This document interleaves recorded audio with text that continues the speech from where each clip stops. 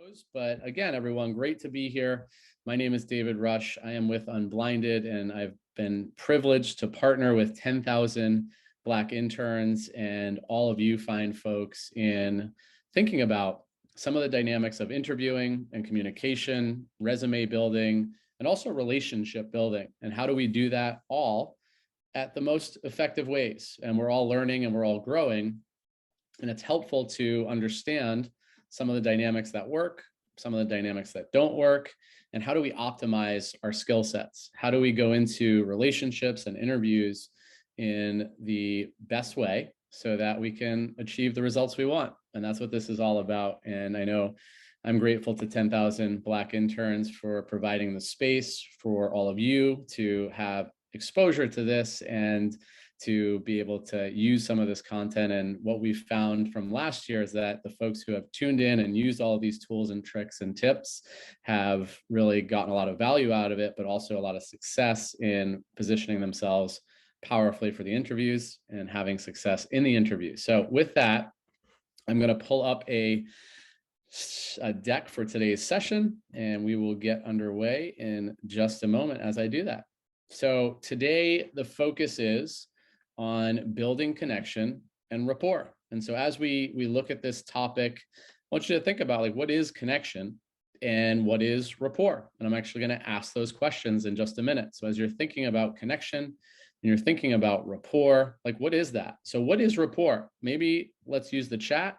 What does rapport mean to you? I'm going to define it. I looked it up today organically, but in terms of rapport, Ozioma, are you here? How are you doing today?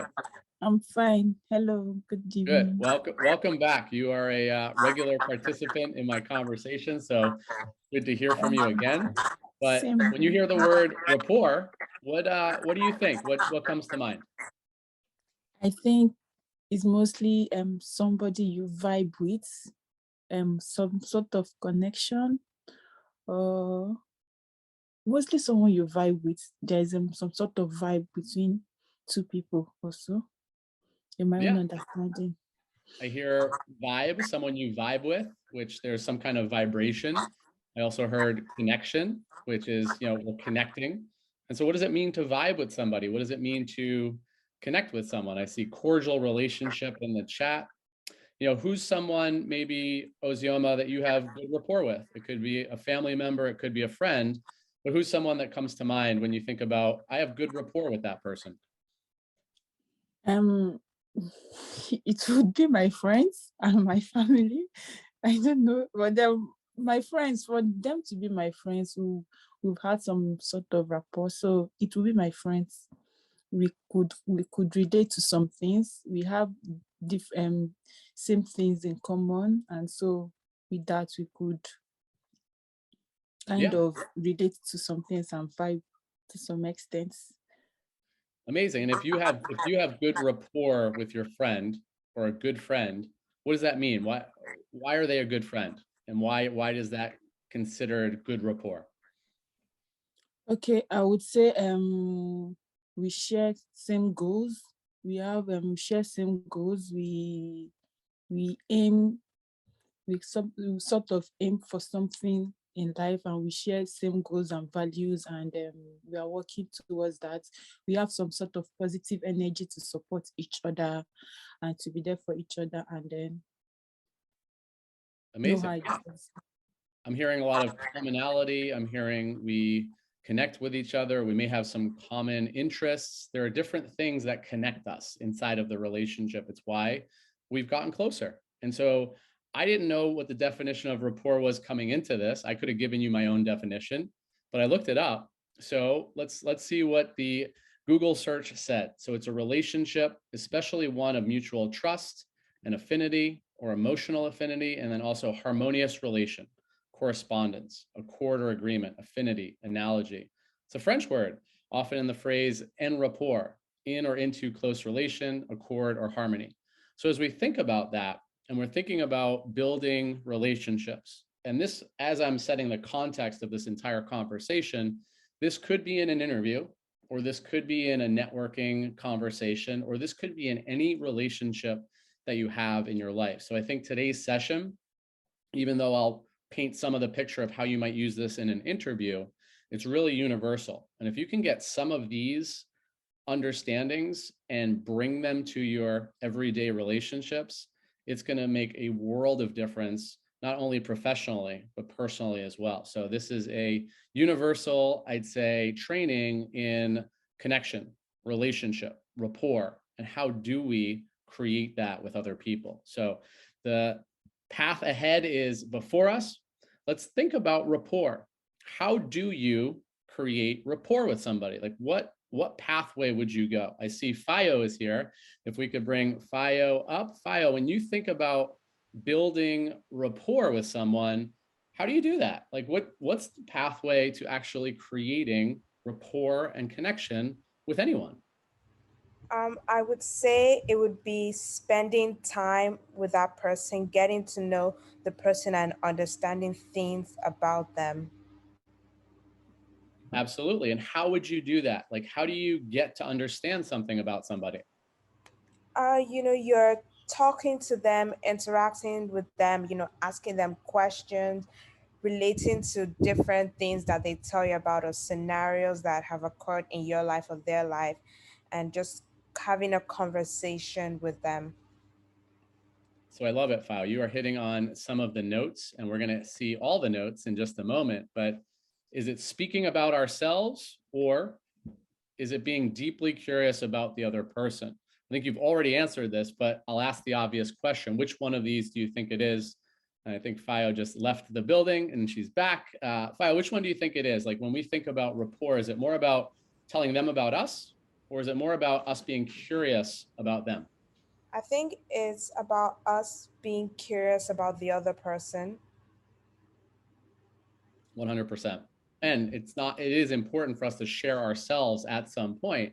But if we want to create connection with someone else, we really want to be deeply curious with them. And so when we're thinking in the context of an interview, do we want to share ourselves? Yes, we're absolutely going to be sharing ourselves, but we also want to be deeply interested in the person we're talking to and what their life's path is all about, and also what their company's life path and their journey and their mission and all these things. I'm going to debrief and dissect some of these components about how to do that in just a moment. So Fayo, how are you today? Otherwise, good to see you again. You are a regular participant in here.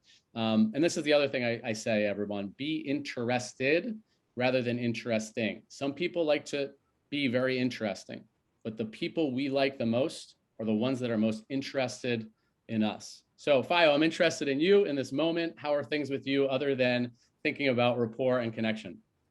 I would say things have been pretty good. Went to work today. It was a bit busy, but overall, it was a good day. How about you? Yeah, no, things are going well. There's a siren in the background. I don't know if you can hear that, but going down my street, apparently there's an emergency right now as I'm talking live with all of you folks. And Fayo, great to hear that, and always good to have you here. So thank you for joining.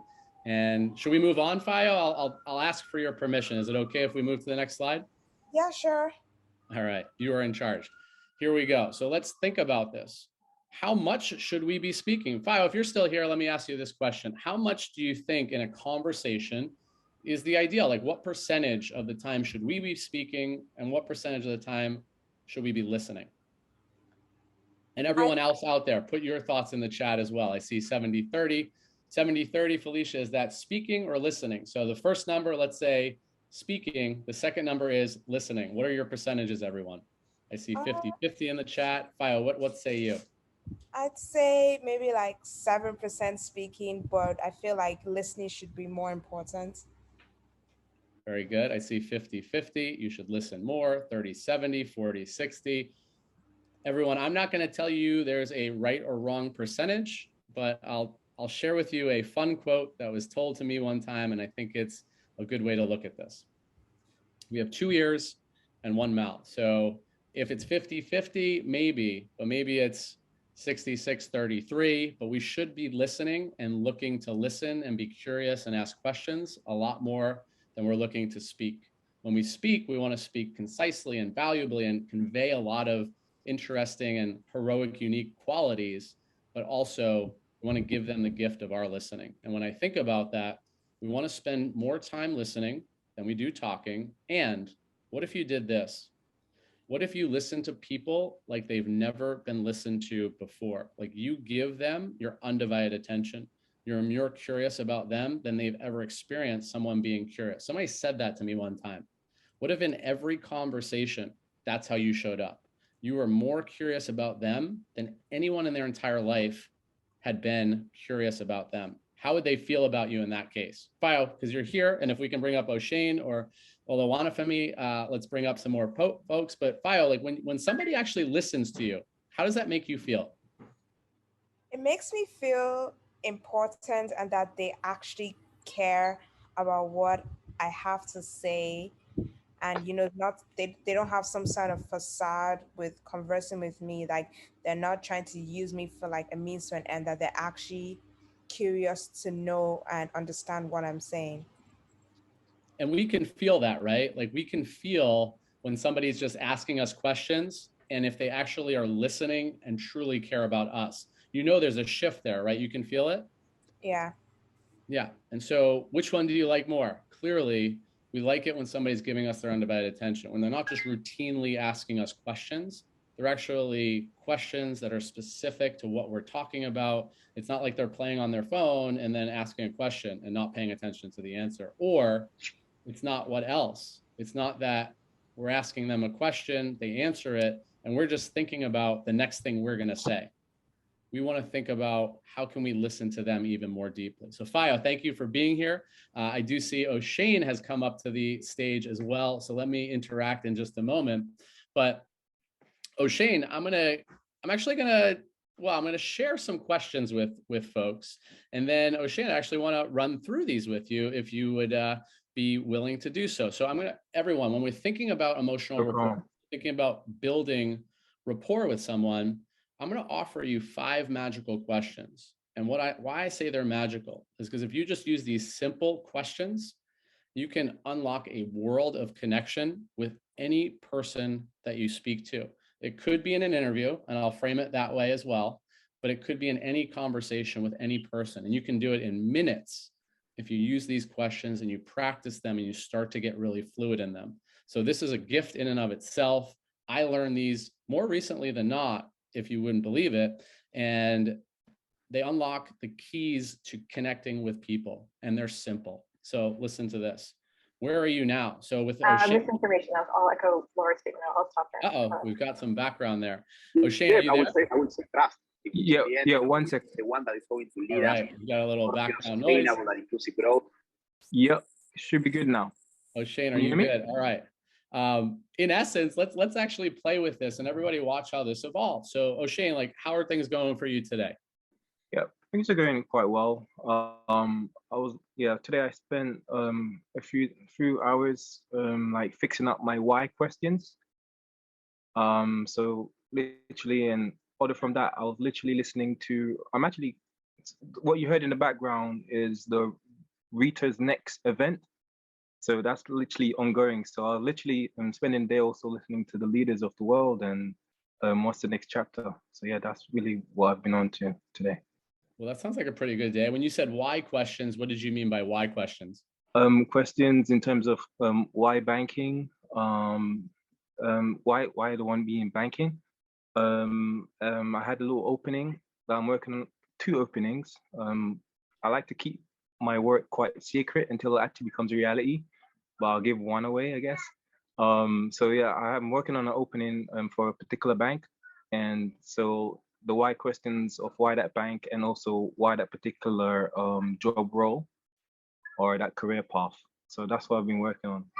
Yeah. Amazing. I'm actually going to talk about why questions in a little bit, but before I do that, O'Shane, like how did you get to where we are today? Like, how did you get to this point in time, interested in an internship? Like, how did you get here? Tell us a little bit about your path or your story. All right, and so, okay, it's quite an interesting question. All right, so at university, created this LinkedIn, left it since 2017, so graduated, and then opened up my own business with my brother. So we've done a partnership. So on the rise of that, and we're still growing in our business right now. But I really over the year I've really seen the job market change. and I've also been hunting for internship while I'm actually working with my brother. And then I just felt that because of the shift in the mentality of employers, I felt like this is the horizon for me to actually enter the banking sector, something I've always looked to be a part of since I was very young. And so literally progressing from that, um I just reached out to, like, brought life to my LinkedIn, reached out to an individual who was in private equity, and then she literally just sent me this link via chat, said, O'Shane, here's this link, sign up and keep me updated. And that link was the 10,000 Black interns. And this is why over that, done the application, and literally over that period has made me come to this done here. And I just want to give back and help. Hence why the Discord I'm creating as well. Amazing. And thank you for sharing all of that. And I just caught at the tail end of that. You just want to help. Why is that important to you? Well, as much as all of us are individuals in ourselves, and obviously at the end of the day, the baton or the heavy work, heavy lifting is from us and ourselves to get ourselves into positions to maximize help and opportunity. However, those doors are open through help and open through people who you never even met before, and they're willing to see your internal fire, and they'll open up the doors relevant towards your fire. And me helping is a part of my, I guess, my makeup, showing compassion and realizing that help can come from anywhere, and realize that I have to be that reservoir for help, because that's ultimately my legacy, is to become a professional where I can have the resources to give back into my own native country, and also to anyone who actually needs hope, where they believe that hope wasn't even there, prior. Amazing. Well, I salute you, and everyone, as you're listening, I could go a lot deeper. I could ask a lot about what O'Shane just offered to us, which is beautiful, about why he wants to do what he wants to do, why he wants to serve. I would ask even more deeper questions, but just for the effort of this exercise and where we are, O'Shane, I'm going to move forward if that's okay with you. Yeah, 100%. Yeah. So my next question for you, O'Shane, is like, where do you see all of this going? Like, what's your mission? What's your goal? Like 5-10 years from now, what do you want to accomplish? Okay. So from 5-10 years ago, so what I plan to do is, I thought about it so long, huh? So I really want to be in the banking sector, and the more I'm looking at it, I'm really split between. In fact, I'm open to just kickstart my career. It might be in banking, it might be in management consulting, or project management. However, the level of growth I want to have within myself is to literally start from internship, develop myself in that, and actually start even before I even begin my internship, actually try create situations where I can inspire my family, because I'm the first of my family to actually embark on these journeys that I'm doing right now. So making sure that I am a living testimony of hard work, and also just to carry that forward and carry that down to the next generation. So that's where I want to be. I really want to be something humble in this professional world, but enough to where I have resources to just give back. And that's to my church, that's to any charities, or to even create my own tutoring. Amazing. And O'Shane, again, I salute you, because you're someone who really wants to make a difference in the world, for your family, for yourself, for where you came from, for everyone.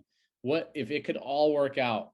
What would be something that, like, you would be, wow, that would be an amazing result? Like, is it that you create something that impacts millions? Like, what is something that's like that dream in the sky? Okay, all right then. So this is okay.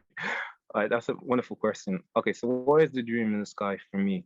The dream in the sky for me is literally to have the resources and to actually put that into action in creating people's dreams, or being a capital for people to create their dreams, and to also have that privacy to actually walk among those dreams and not be noticed. I do these things, or realize I do these things not for gratification, not for publicity. In fact, I'm very someone who likes privacy. So in that case, when all this work's are done, for example, I'm working on a let's say hypothetically, I met a young man who has an amazing business idea, but in fact he has so much creative ideas, but no capital and no network for him to actually put that idea into reality. I'll literally set him up, help him to get where he needs to get to, meet him to the right partnerships, and make his idea come to reality. And to the point where I can be among that reality, and no one knows that I'm really the originator. And that sort of human level of being among great success, but not being noticed as the originator is something that I really want to take myself. You know, just like Christ, you know, save the world, but don't really look for any thank you and that. So yeah, almost like that, I guess. O'Shane, this is incredible. And thank you for volunteering to have this conversation with me. And for everyone, as you're listening, clearly, like we're opening up a world that we're getting to know O'Shane in a very powerful way. And I just wanted to acknowledge you, O'Shane. I do have a couple more questions, if that's okay. Yeah, we can roll it. Yeah, we can roll it. I never thought it would be this deep, though, I must say. Yeah, and I really haven't asked you many crazy questions. Like it's really just been simple ones. And so my thought now is like, what's been working? So it seems like you're on a good path. You're, in this program now. You've got some things that you want to do. What's been working for you so far? Okay, so what's been working for me, I must say, honestly, I am absolutely rubbish at interview prepping. In fact, I'm really my track record is very horrible. So what's been working is that I'm actually putting in time to actually prepare and realize the seriousness of interview prep. Because at the end of the day, and this goes to everyone, the interview is what makes you get the job. Building that rapport with that person across the board, across that table, or people across the table is what get you the job. And it's for me to iron that inside my head and realize that, okay, that's really what it is. Get that interview correct, and then the training will come via the people that you're a part of, by your team, and the fundamentals you can develop after the fact. So what's working for me is definitely the interview prep and being a part of the 10,000 Black interns. And actually, it might not sound okay, you as well, David, and also what's happening with the 10,000 Black interns. So that's what's been working on me, and being a part of these sort of meetings is encouraging. It gives hope, because when you're a trailblazer, you're doing these things head on, and you're learning on the go, and it could be very lonely because many people don't understand, and the help really doesn't always come your way. And so a lot of perseverance and resilience, as well as realizing that in life, that everything is temporary. And it's only if you're working towards what you need to work with and work towards is what really gets you to where you want to be. So yeah, that's Amazing. really what's working. Well, O'Shane, what I can say is you are incredibly well-spoken and insightful, and you are a gift to everyone here today, because I'm looking in the chat and I'm seeing a lot of positivity around like what you're sharing with everybody and being in this conversation with me. So thank you for that. Can I ask you one more question? 100% open to that. So the next question is, what challenges are you facing? Like what's your hurdle right now? Or what are some of the struggles that you're experiencing? It could be in the interview process or preparation or generally. Okay. So one of the challenges that I'm facing, as I said, my interview preparation, that's one of the challenges I'm facing. It's first time actually embarking onto this sort of level of preparation. As also as well, gaining that first experience in the sector that you're looking for. That's also a challenge. So your first time challenge is to enter your respectable career that you're looking to go in for. And other from that, any other challenges? No, I think those are the challenges I'm facing at the moment. I can think off the top of my head. Amazing. Is interview, and also landing that first internship to give myself that sort of experience that these recruiters look for, to actually think that you're a viable candidate to be a work employee. Well, thank you. And I mean, this is not part of what the exercise was, but how did this conversation feel for you? Like how did you feel in the conversation? How did you feel me asking you these questions? Was it comfortable? Did you enjoy it? You said a little bit earlier that like you went a little deeper than maybe you thought you were going to go. I'm just curious like what the experience was for you. Yeah, honestly, I guess his experience was actually quite great. I don't know. I guess this is what I would love my interview to be like. So if this is some sort of forward practice, then this is the sort of level of human I want to bring to my interview. So this conversation is something, yeah, I honestly, great. I feel great. I kind of like speechless, but honestly, to share this and to actually see the chat as well, is something that I've always wanted to do, you know, help and inspire. So I'm in line with my legacy, I guess. That's beautiful. And thank you. And this is the access for everyone as you're watching this, listening to the feedback. Well, O'Shane, how much do you think, like, how much did I talk about myself in this whole conversation? Absolutely zero. And you know what I realized, absolutely zero, because that for that reason, it allowed me to actually answer from the depths of my heart. So yeah. Yeah. Well, I can't see you, but I can feel your energy. I can feel your heart, even just in your voice. And so I am very grateful that you, you know, allowed this connection to happen, because I think it was, and in essence, if everybody's listening to this conversation, O'Shane, you literally, as you just said, embodied your legacy, because you didn't just have a conversation with me, you shared your heart and your soul with everyone here. And that's such a big impact and difference for everyone tuning in and listening, because they got to experience the magic of this conversation. And actually, stay with me, but Charlene, I see that you're here. How was your experience of this interaction? What's present for you? Yeah, everything that O'Shane was saying is true. The challenges that he was saying as well, it's really, really hitting home for me, because it's a lonely process trying to get prepared for this interview. And when everything rides on it and you're thinking about the competition and things like that, you kind of put yourself off it, but then you know that you've got so much value to give as well. So it's really a hard space to be at. So yeah. And let me ask this question to you, Charlene. Do you think you could use these questions in an interview?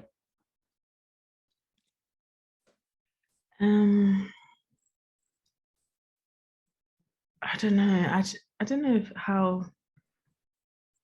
I suppose I could ask the direction of the business, like where's that going? I don't know if I can ask this to the interviewers. I don't know. I'm not sure about that really. Yeah, and for everybody, think about it. But I'll give you an example. If you're in an interview and somebody says, well, do you have any questions for me? Yeah, I'd love to know. Yeah. I'd love to know what you're doing now. Like, what's your actual job function? They say what they say. Wow, how did you get to this point in your career? Like, what was your career path? They say what they're going to say. What's your overall career path look like moving forward? Like, I'm really curious, like how you see yourself, you know, into the next 5-10 years. Amazing. Well, how has that all been going? Like, it seems like you're doing really well.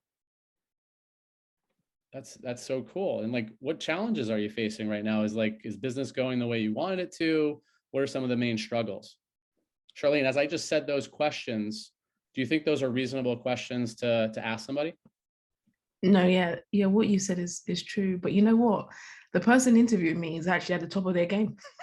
So it's like when they're asking them how are they going to advance in their careers, almost like they're at the pinnacle of that. They're already there, you know. So but yes, definitely asking them, I think, what challenges they're facing in their company or themselves. I think that's really key point for that. Yeah, that's really key. So thank you. Well, let me ask you a question. You just said they're probably at the pinnacle of their game. Is that true? On the highest salary. They're a higher salary, but how many people do you think are actually faced with the same challenges and struggles internally, and having all that they want and having their legacy fulfilled and all of those things, do you think people who are 20 years old, 30 years old, 40 years old, full disclosure, I'm 42 years old, I still have the same concerns and challenges in different ways that I had in terms of fulfilling what I want to fulfill on. Does that make sense? Yeah, yeah, that's true. Everyone has their own kind of, maybe mental struggles, or just like, things that they want to improve about themselves. So yeah. And do you think, I'm actually seeing some of this in the chat, do you think people get asked these questions often, or do you think this would be a rare experience? And do you think people actually want to share about these things?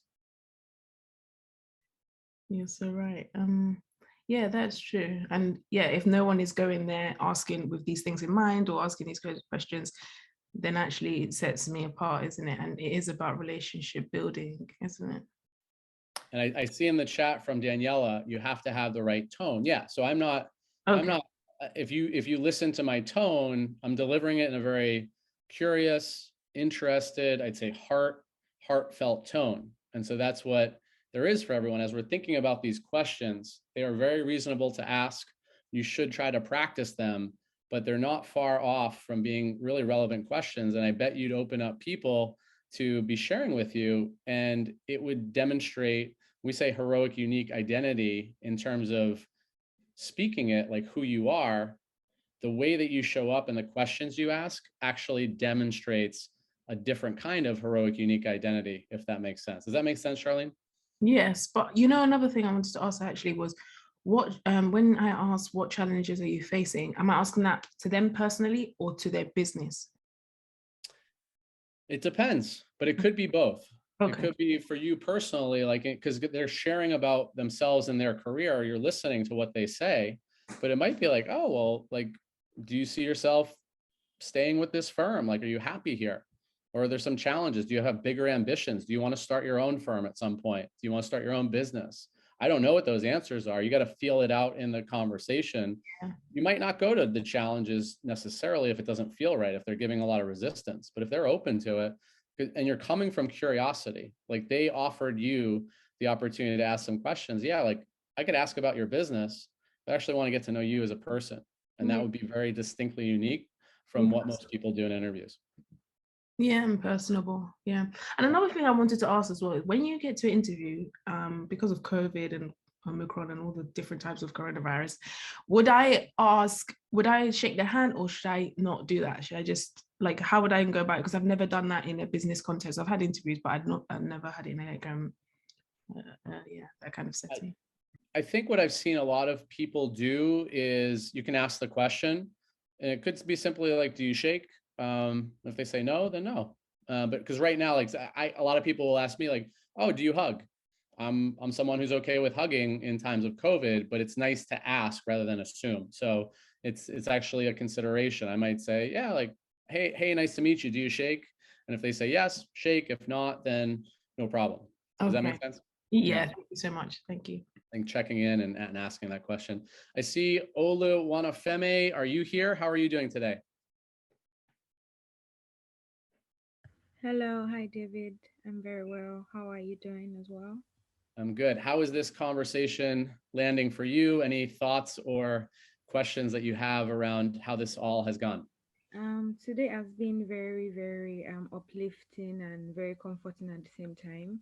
I mean, having to wait and get responses from firms have been a bit nerve-wracking, but I mean, after hearing what O'Shane had to say, I think I have a little bit of thinking to do, because most of those questions, if you had asked me, I probably wouldn't have had a lot of things to say about what I would love to do in 5-10 years and how I would love to give back. So I think I have a bit of reflection to do, and probably self-discovery about about the why questions like we discussed earlier. And I'm so thankful, and I hope that more of this keep happening. Thank you very much, David. Amazing. Well, I'm glad that that was what showed up for you and for everyone. Hopefully you're getting something out of this conversation, thinking about these questions. And yeah, I see in the chat also, can you get that personal? You don't push, but these are simple questions. You could simply, it might be questions about themselves, their career path, where they want to go with their career. That's not overly pushy or deep, but what might happen and what often does happen is they're going to share some things that are a lot more personal with you as you ask these questions. So if they go a little more personal, it's definitely okay to continue to just be curious about it. But if they're not going personal, I wouldn't dig too deep into the personal. So I saw that question in the chat. So I just wanted to open that up. I'm going to move forward. Daniela, I see you here. O'Shane Oluwanifami, if you want to stay with me, stay with me. I just want to get through a couple more things because we're running into the time constraint here, but let's see how this goes. So a bonus magical question. This is an extra one. So when you ask some of these questions, they say a lot of things. People share a lot of things. I don't know if O'Shane picked up as he was telling me about his path for how he got to where he is, but I asked him a question. I asked him, why is that important to you?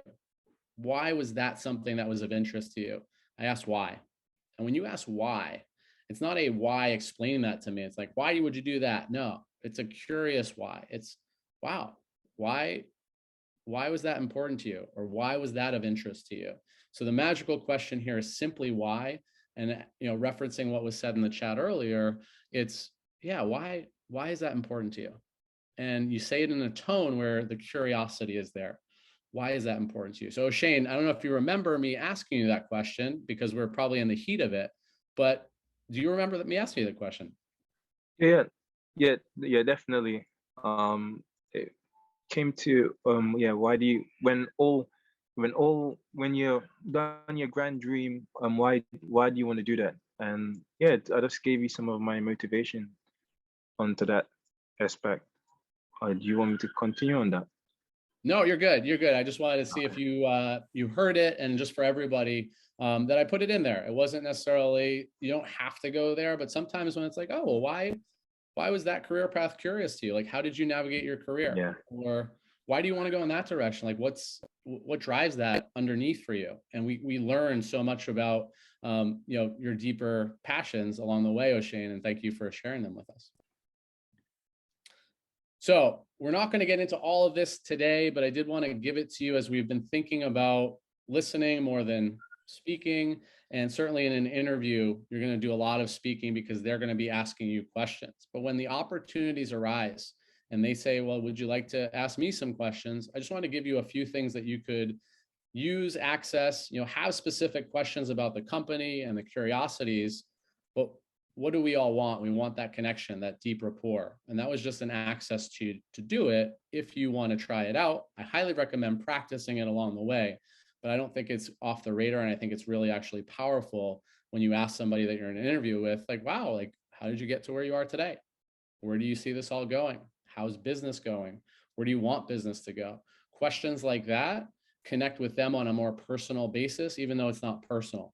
And if they go personal, now you've opened up a even stronger connection and rapport, as long as they want to go there. If they're not going there, leave it be, and then ask your other questions. So with that, Daniela, I just wanted to ask you, how is everything inside of this conversation? Do you have any questions, or how did this conversation land for you? Yeah, I do find this really helpful. Sorry I'm late. I just had like a Zoom meeting for uni, so I just got here. But I was going to say as well, in regards to what you were saying about asking the interview question. Can you hear me, by the way? Yes. Oh, okay, sorry. Okay. Yeah, so I was just going to say in regards to that, I had an interview which was a video interview, and I doubt it's going to be the only one, but it was like automated questions and I wasn't speaking to anyone. So it was almost like pre-recorded answers. And I was thinking to myself, like, how can I apply a lot of the things that you've said when it's like pre-recorded? Because I think when you have someone in front of you, you can feed off them, and then it's almost like an interaction. But when you're just speaking to the camera, it's like, am I doing this like it's public speaking? Am I like talking to myself? Like, what's the tone? What's the approach? What's smiling too much? Like, I don't know. Maybe you've already touched on that, but I just thought I'd ask. Yeah, no, I didn't touch on it today, but I do believe I touched on it in a previous session. My answer is, you want to, in your mind, make it feel as much as it is a real conversation. Like the person just asked you the question and it's like an actual back and forth dialogue. And so you would respond. I don't know if there's too much or too little smiling. You want to be natural, like your natural energy, and come with your authenticity. So I would say try to frame it in your mind as if like a human being just asked you that question, and you're speaking it in your natural conversational tone. Because if we get too rigid and too uptight and too robotic about it, they don't get connected to our personality. And so you want to be professional. You don't want to be, too, I'd say, non-professional or like social out at a social gathering. But at the same time, you do want your personality and authenticity and your true self to come through, if that makes sense. Thank you. That's really helpful. The last thing I was going to say, like in regards to this is, and I think I might have like mentioned it in the chat as well, but one thing I noticed, sometimes interviewers are nervous themselves. Like they're not always sort of in a senior position, like the last I've forgotten the name, sorry, but the last person mentioned, the person that interviewed them was in a senior position. Sometimes they're nervous as well, or bored, and they're just like going through so many interviews. And I feel like what you said about asking those questions, it's like, it makes you more memorable, but also more likable. And I mean, it depends on the sector that you want to go in, but I think sometimes that's sort of perfect to try and to land the role. But yeah, so I definitely agree. I think that's, and thank you. This is a great access that you just gave me and everyone else, Daniela. And listen, folks, I've interviewed a lot of people. I've not always been a good interviewer. I'm still probably not the greatest interviewer in the world. And most people who are doing the interviews are not interviewers themselves unless they're really part of HR and doing the interview. So if it's someone from the business side of things, they're probably not that great at interviewing necessarily. They're just kind of, sometimes they are. I'm not saying that, but more times than not, they're not professional interviewers. And so they may not know how to interview really that well. And what do they make decisions on? What do we make decisions on as humans? It's the experience. It's how do we feel about this person? Do we like this person? It's not necessarily their expertise that always is what shines. It's, do we actually want to work with this person? Do we want to do business with this person? Do we want to sit next to this person in the office for the next 3 months? That's what drives it. Think about it. I don't know. I'm thinking about McDonald's right now. Is McDonald's the healthiest, highest quality food you could eat? No. But for some reason, a lot of human beings eat McDonald's. Why? Because there's an affiliation with the brand, or there's an affiliation with the food. You know what you're going to get. There's an experience that is familiar. And so when we're thinking about rapport and human relations and connections with an interviewer, they want somebody that they like. And how do you like someone? It's when they're interested in you, when you've built rapport. So it is getting all the questions right. Absolutely. You need to know your stuff, your knowledge, your background, share who you are, but they also want to have a great conversation with you. They want to feel like they connected with you and that you're someone who's special and unique and that they want to join their firm. Does that make sense, Danielle? Yeah, I completely agree. It's exactly what you said. And I'm sure you have the experience of sort of being in that scenario where you just think to yourself, to be honest, probably just want to have a conversation with someone right now. So I think I think that is sometimes a good approach. Yeah. Very good. I see in the chat, I'm just saying, if they don't ask, do you have any questions for me? Is it still okay to ask? You could actually ask, would it be okay if I ask you a couple of questions? And so now they're going to say yes or no. So if it's like winding down or maybe it's mid-interview, like, hey, like I'd love to ask you a few questions. Would that be okay? And then you can, if they say no, well then no is no. But I don't think anybody, if you say, can I ask you a couple of questions, they're going to say no too often. They'll say yes, and then you can lean into that. So I hope that's helpful inside of that question. I see Emmanuel. Thank you for asking it. With that, I'm going to go through these slides just so you guys can see them. We're going to wrap this up in just a moment. If anybody has any questions or wants to come up and ask, Daniela, O'Shane, if you want to stay here, I'll take some closing comments. But if anybody else wants to come up, feel free. And this is just for you to know organically. And I think this is a powerful tool. We think about listening, we think about asking questions, and in terms of a communication model, a conversation. The first step is creation of emotional rapport. And those are the 5 questions I just walked you through. A second step could be, and I'm not saying this is for interviews, so don't necessarily take it as that, but this is actually human communication, it's sales, it's business development. Connecting people to their pain to yes strategy, their pain and yes strategy. So everybody has some kind of challenge in their life. Everybody has some kind of pain they're dealing with. If you can get curious about that, find out what it is, and then find out what their yes is. What's the yes they're looking for? Actually, if you take it from an interview perspective, the pain of an interviewer is they have to choose somebody. They have to figure out who's the best candidate. Your goal is that their yes strategy is you, like that you paint the picture that the pain that they have to solve, that you're the answer for it. So that's actually, in this conversation, the pain to yes strategy. We already know inside their head what they're looking for. The third piece is the creation and conveyance of your heroic, unique identity. So we've talked about heroic, unique identity in past sessions. So it's connecting who they're looking for, which is the ideal candidate, to who you are. So now it's filling in all those gaps, knowing what they're looking for and having them see that you're the one who could fill the role and the responsibilities that they're looking to fill in the most optimal way. And then ultimately, the last step of any conversation or any business transaction is what's the path forward? Agreement formation. What are we agreeing? So the agreement formation in an interview would be, well, we're offering you the job. Or, can we have a follow-up conversation? What does that look like? So there's a process in interviewing. But in terms of business and sales and relationships in general is, what are we going to do next? Because a lot of times conversations end. But if you're meeting with somebody, and we talked about networking as well, hey, what could we do together? What are some things that we could create together? What's a next step? Should we set some more time, maybe a week or a month from now, to check in with one another? Or maybe with all that we talked about today, I'd love to do some kind of project with you. I'd love to create a Discord group, which I know came in the last session, and start to build community around 10,000 Black interns. I don't know what that is, but when you're in a conversation with people, think about how can you create something with them as a next step so you can move the relationship forward. And that's what agreement formation is really about. With that, let's see what else I have here in the slide deck. Summary. There is a formula to building emotional rapport.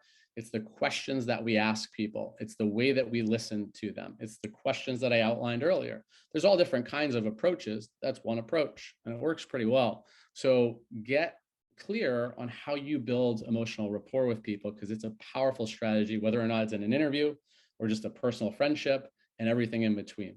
Practice, because this does not come easy. If this is your first time seeing it, your first time using it, it could be a little bit clunky. Do it with friends. Ask those 5 questions to a friend. Say, hey, could I just try something with you? And walk them through these questions. The more that you do it, you'll see those questions were not complicated, and you'll have some magical conversations as well. And then the last point, all business is based on relationships. When you're going into an interview, you're actually looking to form a relationship with the person in some kind of context. This is in a business context. So you want to know what's important to them. You want to make sure they know who you are in a very heroic, unique identity way. And that is how they walk away from the conversation. But it's the relationship that you build with them. It's not a robotic kind of thing. Sometimes I know it's video interviewing and otherwise. So with that, I will pause. Let me see if there's anything else here. Oh, so this is just more for your knowledge, but in the future, I may be doing some more things and diving a little deeper into a lot of the things that we've covered over a lot of these sessions. So I just wanted to show this to everyone. From Unblinded, my company that I go a lot deeper with in a lot of these topics, we have a number of different nuances and programs and things that we dig into. So I'll be sharing more of that with everyone along the way at some point. But if anybody had interest in learning more about Unblinded or some of the things that we do, I can certainly share all of that with you, and I'll be communicating with everyone moving forward. So I'll pause there. Let me get out of the screen share here. And who's left? Oh, Shane, Danielle, and I see Samson. Samson, I'll reach out to you. What stood out for you in this conversation, or do you have any questions that you wanted to ask? I've got a question, and I wanted to see the previous 2 last slides where it had I can't remember what it was, but I think it was to do with the breakdown before the summary. The breakdown before the summary. You want me to pull it back up? All right, hold on 1 second for me. I will do that for you. You're asking a lot of me, Samson. I'm just kidding. Let's see here. The 4 ways, this 4-step communication model, that's it, yeah. All right, here we go. Ask away. Yeah, so the part that I didn't wanted a bit more clarification was the agreement of formation. So when you said a Discord group, do you mean that there's a way to sort of build a rapport outside of the situation you're already in? For example, if you're in an interview, you can build a rapport outside of that as well. Or what do you mean? Oh, yeah, I would say you're in an interview, you're probably not trying to create some other, you never know. It might be, oh, well, we had this commonality I want to follow up with you on. But I would say try to avoid that in an interview. The interview is really about connecting, but the real formation agreement you're looking for is to get the next interview, and that might be a question to ask is, well, and this is a fun question, take it if you want it, leave it if it feels uncomfortable. But what if I asked you the question, Samson, at the end of an interview, after you just interviewed me, I said, Samson, this has been a really great conversation. I've really appreciated your time. Is there anything at this point that would stop you from choosing me as the ideal candidate? What would you say to that, Samson? I wouldn't know, you know. But what does that do? What do you think a question like that does inside of It makes you think really hard. Like this, it sounds a bit like the person's really confident, but it could be borderline arrogant as well. Yeah, and you want to say it in the right tone. I saw a laugh from Daniela. Daniela, what do you think? Wow, that is, I mean, if I was the interviewer, I wouldn't even know what to say at that point. But I think if you say it in the right tone and you've already sort of built that rapport, I think that would be a moment for you to sort of really hear the ins and outs. Because sometimes it might save you some time. They might even say, you know, we already know who we want, and actually it's good that you asked because, you know, X, Y, Z, or, you know, like there's sometimes you end up getting some information that you wouldn't have got otherwise if you asked. So as long as you ask in the right tone, it's not cheeky, but it is very forward, but effective though. I didn't think of that before. It is forward, it is bold. I heard it one time and I said, wow, if you can deliver that in the right tone, in the right context, it's a powerful question to ask. Hey, like this has been a great conversation. I really enjoyed it. I really am interested in this position. I'm curious right now, is there anything that, you know, I haven't shared that you want to know more about, or is there anything that would stop you from really saying I'm the right person? Okay, that sounds really good. The way you put it sounds really good. Yeah, I'm stealing that one. Yeah, same. And I have one last question. Sorry, David. Basically, I found an internship for Tesco, and it's a video interview to get onto the program. So when I reached out to a friend that's already been in the program, he said that they use AI for the interview. How do you get around that? Like, do you have to smile a lot more often? Do you have to, I don't know, how does the AI work basically for you to get successful for the interview? I can't say I know specifically about AI. My guess would be is that it can pick up on some energy. So you do want to bring your most authentic self, a positive, upbeat self, and also, you know, a clear self. So like your answers are clear. So I don't think you need to game the AI system. I think you bring your best self forward. And I can't say that I'm an expert in terms of how best to prepare yourself for an AI type regulated thing. And if somebody does know, I would reach out to them, but I am not an expert in that. But I would say bring your best self forward and things will work themselves out. Thanks. Makes sense. All right, everyone, we are at almost the tail end here. I'll go back to O'Shane. Any final comments, thoughts, or what are you walking away from this session with? Okay, straight off the bat, guys, and David, thank you for this. Yeah, it's been a very personal and also encouraging session. I just want to ask a question irrespective of everything else, just on my next step.